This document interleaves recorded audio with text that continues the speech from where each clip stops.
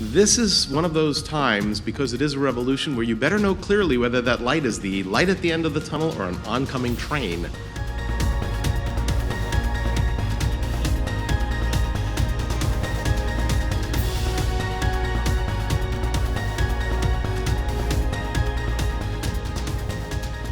India could very well be the talk of the town at the World Economic Forum in Davos. As the world's second largest economy, China, slows down, the Indian government has stepped up its push to attract investment.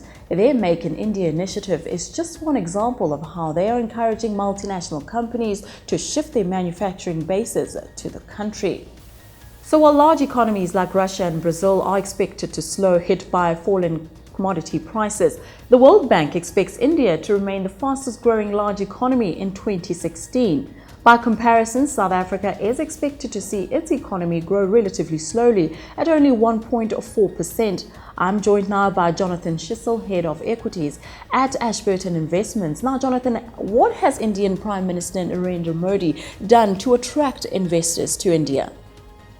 So India remains the sort of standout country, major emerging market country really in the group, be it BRICS or the emerging market group as a whole.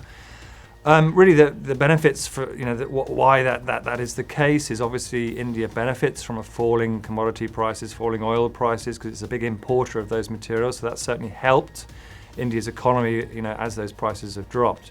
But really the major differentiation of India amongst the rest is reform. And India has been undertaking fairly significant reforms since Narendra Modi's been in power. And indeed, actually, there were reforms that have begun to start previous to that. So when you've got some genuine reform, you've got the macro situation beginning to improve. And one of the factors, as previously mentioned, is because of those falling commodity prices. India does stand out. And of course, a lot of other emerging markets are sort of one-trick ponies, too focused on producing iron ore, for example, in Brazil, or oil coming out of Russia. Obviously, India is a big, more balanced economy, more services orientated, less manufacturing. So India looks pretty good at the moment.